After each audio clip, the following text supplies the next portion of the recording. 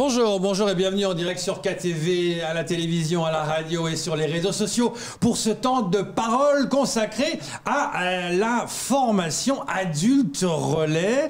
Et pour en parler, deux personnes sur ce plateau, Linda Arabaï, la directrice du GIP Morée-Ouamadja, bonjour. Bonjour. Et nous recevons Eliassir Mandroufou en qualité de président du CA, bonjour. Bonjour. Bienvenue sur ce plateau. Alors avant de parler de ce plan adulte relais, faisons d'abord expliquons ce que c'est que ce GIP Morée-Ouamadja avec vous, Eliassir. Alors déjà, merci de nous avoir invités ce matin. Donc le GIP Ouamadja, c'est une institution entre l'associative et les collectivités qui regroupe un certain nombre de collèges, donc le collège des maires, donc le collège des intercommunalités et celui du département, avec les financeurs publics, notamment la préfecture de Mayotte, la Banque des territoires et la Caisse de sécurité sociale. Et l'ensemble de ces partenaires ont créé ce fameux GIP Ouamadja qui est, à proprement parler, un centre de ressources de la politique de la ville. Parce qu'il faut savoir que sur le territoire de Mayotte, plus de 70% du territoire est couvert par la politique de la ville. Donc il était nécessaire, parce qu'il y a quelques années, il y avait un centre de ressources politiques de la ville qui à un moment donné était en difficulté.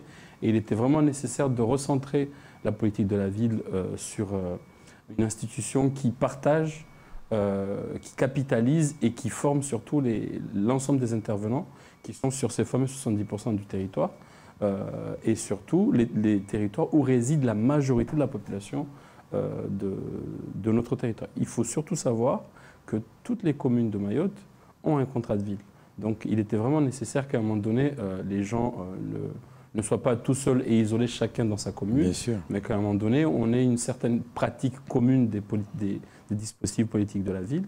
Et l'intérêt majeur, en tout cas moi, que je vois pendant cette période-là, c'est que dans quelques mois, on sera en campagne pour les élections présidentielles.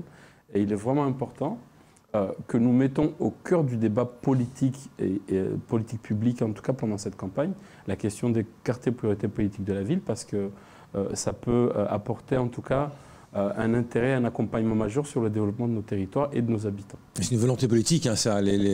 Ces opérations ville, on en avait parlé, vous étiez venu sur ce plateau pour en parler au mois de mai. Linda, parlons maintenant de ces dispositifs qui sont mis en place, notamment le dispositif adulte relais. Merci. Alors, je vais d'abord rappeler ce que c'est que le dispositif adulte relais, puis après, je vais rappeler également le contexte dans lequel ce plan départemental s'inscrit. C'est important de resituer, de recontextualiser les choses. Alors, tout d'abord, il faut savoir que le dispositif adulte relais, à quoi il sert et à quoi il vise. Alors, concrètement, il vise à renforcer le lien social entre les habitants des quartiers prioritaires politiques de la ville, et ce, par des actions de médiation sociale. Donc ça, c'est important de le spécifier. Et ce dispositif, c'est l'un des principaux leviers de la politique de la ville, d'où l'intérêt qu'il soit porté, en tout cas au niveau du plan départemental, par le Centre de ressources politiques de la ville et cohésion sociale. Et comme vous le savez, la politique de la ville, c'est la première politique publique de proximité. Bien sûr. Alors, il faut savoir qu'actuellement, à l'échelle nationale, il y a 6500 adultes relais qui sont déployés dans les 1514 quartiers prioritaires politiques de la ville. Concrètement, à Mayotte, il y en a combien? Il y en a 85. 85 adultes relais sont déployés sur les 36 quartiers prioritaires politiques de la ville. C'est beaucoup, hein? Exactement. Donc, il faut savoir quand même qu'il y a eu une évolution entre 2020 et 2021. La dotation adulte relais, puisqu'on parle de dispositif, était de 35 au niveau de Mayotte en 2020. Elle est passée à 85. Moi, j'ai envie de dire que la préfecture de Mayotte, en effet, elle a fait le nécessaire pour avoir des postes supplémentaires, et notamment 50 postes supplémentaires en 2021. Et je ne vous cacherai pas qu'elle cherche aussi à avoir encore plus de postes pour les années à venir. Donc ça, c'est important de le spécifier. Alors, comment ça marche, le dispositif adulte relais? Eh bien, c'est une convention qui est signée entre l'État et l'employeur. C'est une convention, en général, sur 3 ans et qui est renouvelable. Donc l'État soutient le poste adulte relais à hauteur de 20 071 €. Donc ça, c'est le cadre réglementaire. Ouais. Par contre, le public cible de ce dispositif, tout le monde ne peut pas rentrer dans le dispositif adulte relais. Il faut avoir au moins 26 ans, et vous l'avez spécifié lors d'un communiqué, en tout cas vous l'aviez exposé, avant c'était 30 ans, c'est un décret du 14 septembre qui a abaissé l'âge. Voilà. Il y avait un besoin. Hein. Exactement, ouais. Ça correspondait complètement aux besoins, que ce soit du département de Mayotte, mais également à l'échelle nationale. Il faut habiter dans un quartier prioritaire politique de la ville, et il faut être sans emploi. Ça, ce sont les critères d'éligibilité pour accéder au dispositif adulte relais. Alors, quand on dit ça, eh bien, on se rend compte que on parle de personnes sans emploi. Il Oui. faut savoir que la particularité du dispositif adulte relais, c'est que c'est un outil d'insertion professionnelle. C'est un emploi tremplin. Donc, comme tous les contrats aidés, on priorise les objectifs de formation, de professionnalisation pour que la personne puisse avoir un emploi durable à la sortie du dispositif. Qui dure combien de temps là, je suis sans emploi, je rentre dans les critères, je peux être engagé. Combien de temps ça peut se faire? Ça peut aller jusqu'à 6 ans. 6 ans. C'est 3 ans, renouvelable une fois 6 ans. Et l'aide, il est toujours de 20 000 ou est-ce que l'aide, il est toujours de 20 000 de manière annuelle. Ah d'accord, donc l'employeur, il a une aide annuelle de 20 000 euros. Que ça dure 3 ans ou 6 ans. Exactement. Pour aider cette personne qui était sans emploi à se réinsérer dans Alors, il faut savoir que les 20 000 euros sont dédiés au poste lui-même. C'est ça. Voilà. Et il faut savoir également que la convention qui est signée entre l'État et l'employeur, dans l'article 5, précise en effet, comme je le disais au préalable, des objectifs de formation, de professionnalisation pour la personne, en tout cas le salarié qui est recruté en tant que tel. Mais parallèlement à ça, donc, il y a une obligation de l'employeur dans le cadre du droit commun, mais parallèlement, il y a des actions spécifiques qui sont mises en place à l'échelle régionale et qui sont soutenues financièrement par le ministère de la Ville via l'Agence nationale de la cohésion des territoires et pour faciliter le parcours professionnel des salariés en dispositif adulte relais. Eh bien, pour Mayotte, c'est nous qui pilotons ce plan départemental de professionnalisation des adultes relais. Mayotte mise en avant. Non, mais ça, c'est bien, Mayotte mise en avant. Justement, vous continuez. Eliassir, une question. Là, c'est abaissé à 26 ans. Est-ce que pour Mayotte, sachant qu'on est très jeune, qu'à 18 ans, il y en a plein qui n'ont peut-être pas de job pendant 2-3 ans, est-ce qu'on n'a pas pu faire quelque chose, vu qu'on est un peu pilote, essayer de faire que politiquement, on puisse arriver à plus jeune à Mayotte, parce que justement la jeunesse est plus importante à Mayotte qu'ailleurs. Bien sûr, mais c'est une question que nous on a mis au cœur des débats pendant les tables rondes qu'on a dans le cadre de la conférence des présidents, de voir Mayotte comme une particularité avec le jeune âge. Parce que il y a quelques temps, nous étions en réunion avec les partenaires nationaux qui, eux, parlaient plus du vieillissement de la population dans les quartiers prioritaires. Alors nous, on a mis l'accent sur la jeunesse de notre population, sur nos quartiers prioritaires, et notamment le fait d'abaisser ce critère-là à 26 ans. Mais il faut savoir que sur les quartiers prioritaires, il y a d'autres dispositifs qui existent pour les jeunes de moins de 26 ans.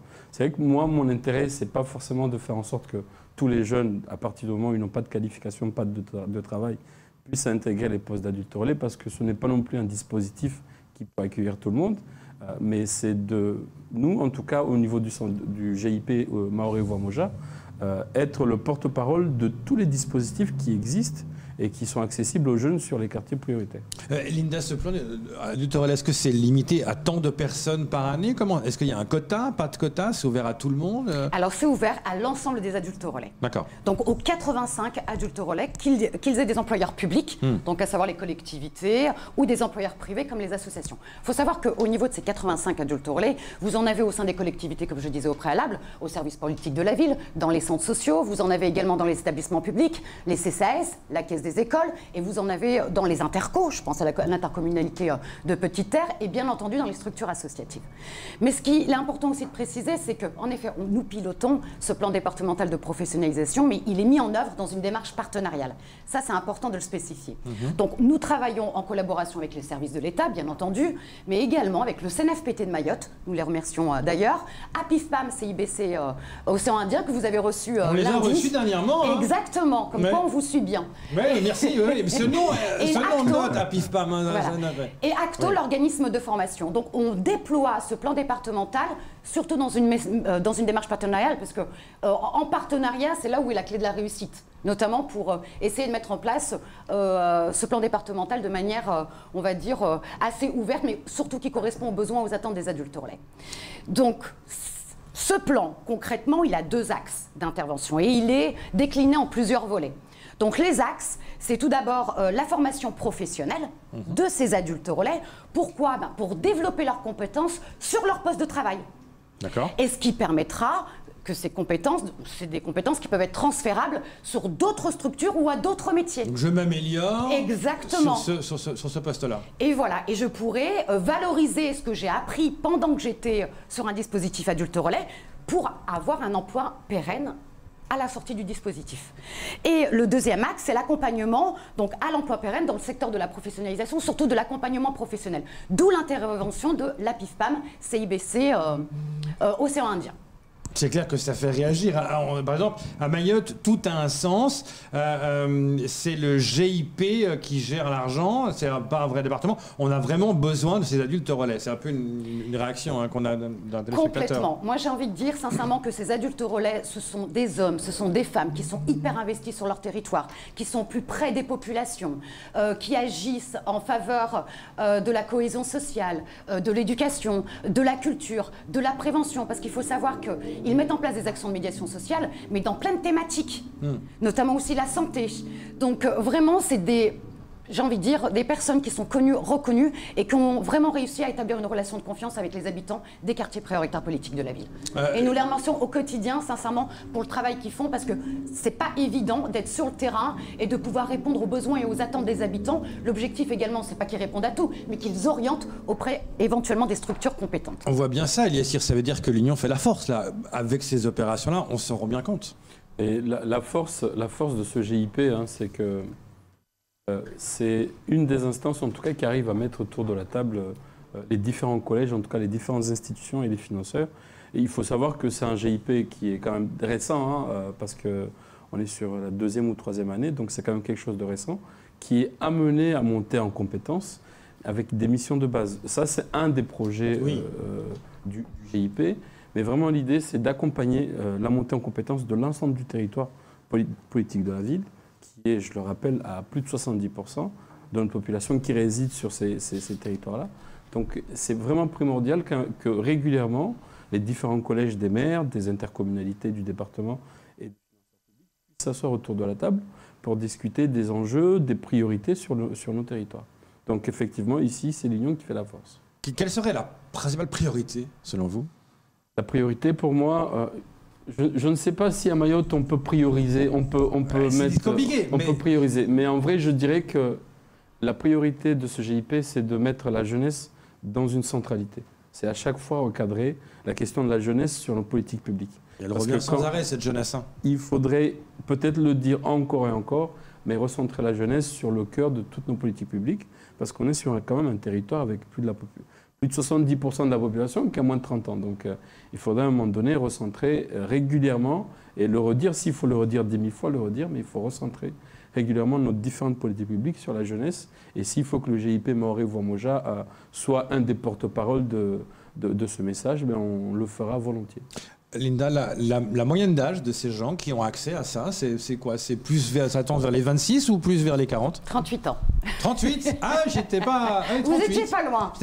La moyenne, quoi. C'est la moyenne d'âge des adultes relais sur Mayotte. En effet, c'est 38 ans. Est-ce qu'on... Alors, ouais, on voit un décalage, parce que quand on parle de la jeunesse, quand on parle qu'on rabaisse à 26 ans, quand on a quand même 38 ans, on a l'impression qu'on pourrait s'attendre à une moyenne plus basse pour Mayotte.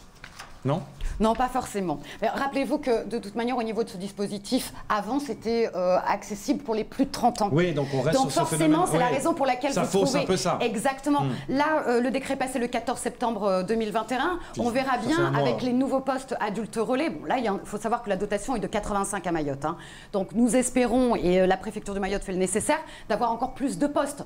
Ouais. Et donc, sachant que l'âge légal, entre guillemets, pour accéder à ce type de dispositif était de 30 ans, c'est pas étonnant que l'âge moyen soit à 38 ans. Répétons combien il y en a de disponibles encore maintenant, parce qu'il y a... Il y a 85 postes, à l'heure actuelle. À l'heure actuelle, de disponibles non, 85 postes d'ores et déjà pourvus. Il y en a qui sont en cours de recrutement. Il n'y a pas de poste supplémentaire pour le moment. C'est ça, d'accord. Exactement. Et une fois que ça c'est pourvu, on ne peut pas y accéder. On doit attendre que quelqu'un sorte du système pour y rentrer. Exactement. Est-ce que c'est pas là où il y aura le problème?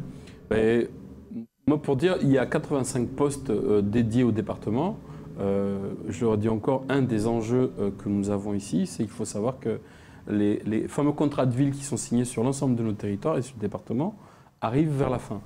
Et c'est le moment, en tout cas c'est le message que nous souhaitons envoyer, c'est le moment pour que le collège des maires, des intercommunalités du département et des services de l'État, on parle d'une seule et même voix pour dire que la particularité de notre département, c'est qu'on a besoin d'un peu plus de postes d'adultes relais fléchés sur le département. Et c'est un message fort qu'on va envoyer, en tout cas pendant cette période de bilan, en tout cas des contrats de ville, parce que les contrats de ville, je le dis encore, arrivent vers la fin. Et il est vraiment nécessaire qu'on mette en lumière, justement, les bienfaits de ces fameux postes d'adultes relais sur nos territoires, pour prétendre à en avoir plus, parce que si dans les bilans...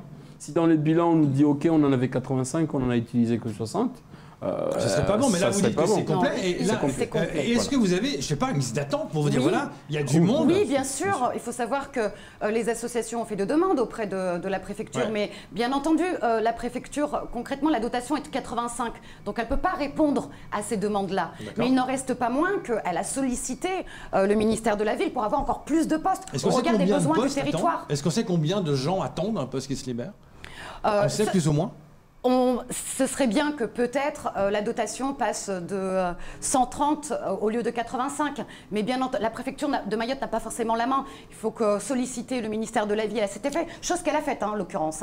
Et forcément, elle attend le retour. Parce qu'elle a tout à fait conscience que les postes d'adultes relais sont indispensables sur le territoire. D'un côté, ça fait un mois qu'on a baissé l'âge pour avoir plus d'accès, et de l'autre, c'est plein. Donc, quelque part, c'est compliqué. On dit, on vous donne plus de possibilités, mais oui, mais bon... Il faut savoir que ces dotations sont affectées à toutes les régions et les départements à l'échelle nationale. C'est un nombre fixe, et c'est le nombre actuel de Mayotte. Est-ce que c'est le cas d'un peu toutes les régions, de dire, voilà, tous les postes sont repourvus? Est-ce qu'on sait ça plus ou moins? Ou est-ce que c'est ou c'est spécifique à Mayotte que ce soit plein assez rapidement? Non, en général, c'est dans l'ensemble, assez à l'échelle nationale. Vraiment, j'ai envie de dire que ce dispositif correspond parfaitement aussi aux besoins des territoires, donc que ce soit sur le département de Mayotte, mais également dans les autres quartiers prioritaires politiques de la ville à l'échelle nationale. À Mayotte, on a plus de monde qui est dans l'attente, on a plus de besoins à Mayotte, vous l'avez dit tout à l'heure. Il faut avoir une spécificité pour Mayotte, peut-être un besoin réel de Mayotte. Est-ce que on sait quand ça pourrait changer, quand ça pourrait se développer, avoir plus de moyens, enfin plus de postes qui se libèrent? Je pense que la préfecture de Mayotte est en attente d'une réponse, puisqu'elle a sollicité le ministère de la Ville à ce sujet. Donc c'est dans le pipeline. Exactement. En tout cas, elle a fait toutes les démarches nécessaires pour avoir plus de postes sur le territoire. Changement de gouvernement peut-être l'année prochaine. Eliassa, est-ce que ça risque au niveau du pays, est-ce que ça risque de changer la donne par rapport à ça? Nous, on se positionne vraiment sur un projet de développement de territoire. Peu importe la modification qui sera faite au niveau du gouvernement. Je redis encore, le rôle du GIP Maurice-Moja, c'est de placer le débat sur les quartiers prioritaires au cœur des débats, en tout cas pendant ces élections. Que peu importe le candidat qui viendra sur notre territoire pour faire campagne pour les élections présidentielles, nous souhaiterons en tout cas parler des quartiers prioritaires, de l'extension possible, parce qu'on a aussi des territoires qui demandent une extension des quartiers prioritaires. Par exemple, vous savez, sur Mamoudzou, les quartiers prioritaires, c'est uniquement Kaweni, Mgombani et une partie d'Omsapere. Alors que Passamenti a des particularités qui méritaient d'être prises en compte, Tsunzu, Vaïbé. Ça, ce n'est qu'un exemple, mais d'autres territoires aussi aimeraient une extension des quartiers prioritaires. Donc, nous travaillons dans ce sens-là pour que le débat sur l'extension des politiques des quartiers prioritaires soit placé au cœur des débats, sur les possibilités d'augmentation des dotations qui sont dédiées à notre territoire sur la politique de la ville. Donc nous, changement de gouvernement ou pas, on mettra la question de la politique de la ville au cœur du débat présidentiel. Merci beaucoup d'être venu ce matin pour nous parler, nous éclairer par rapport à tout cela. Et bonne journée. Merci beaucoup. Merci pour votre invitation. Merci, pareillement. C'est tout pour ce temps de parole. Tout de suite, la suite de vos programmes.